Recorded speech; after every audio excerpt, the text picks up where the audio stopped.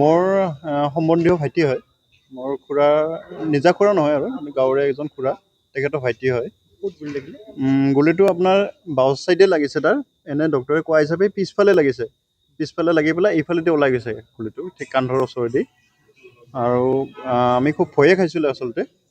তো তাৰ যিটো পৰিস্থিতি হ'ল, স্পটত মই নাই, কিন্তু যিসকলে আছিলে দেখা পাইছে আৰু অত্যন্ত ব্লিডিং হোৱা দেখা পালোঁ আমি।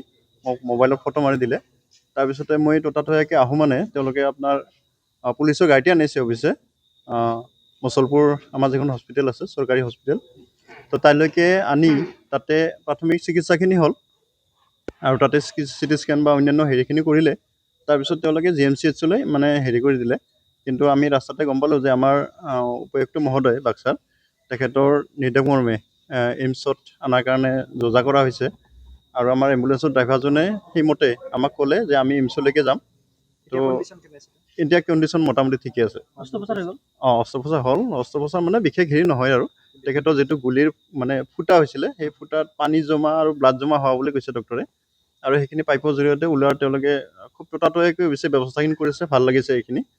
আৰু বৰ্তমান তেওঁ সুস্থ থকা বুলি আমি গম পাইছোঁ। কি নাম হয়? তেখেতৰ নাম দীপক মিধি। ক'ত ঘৰ আছিলে? জলাগাঁও, এনে গাঁওখন জলাগাঁও, ডুমৰিৰ পৰা অকণমান পশ্চিম ফালে, বাক্সা জিলাত। একেষাৰে ক'ব পাৰি তেওঁ সুস্থ হৈ আছে? মোটামুটি সুস্থ হৈ আছে। এতিয়া ধৰক বাকী ৰিপৰ্টবিলাক বাৰু অহা নাই, কিন্তু আহিলে গোটেইখিনি হয়তো গম পাম। কিন্তু যি ধৰণৰ কথা বতৰা কৈ আছে তেখেতে, বেমাৰীৰ মানে ল'ৰাজনে কথা বতৰা পাতি আছে। হয়, মই তেওঁৰ লগতে আছোঁ। ব্যক্তিগতভাৱে কৰি আছোঁ। এতিয়া বাকী পিছত কি পৰ্যায় আহে সেইখিনি আৰু ডক্টৰসকলে গম পাব। গুলিটো সোমাই ওলাই গৈছে? ওলাই গৈছে। ডক্টৰসকলে ওলাই যোৱা বুলি কৈছে, পিছফালেদি সোমাই পেলাই আগফালেদি ওলাই যোৱা বুলি কৈছে।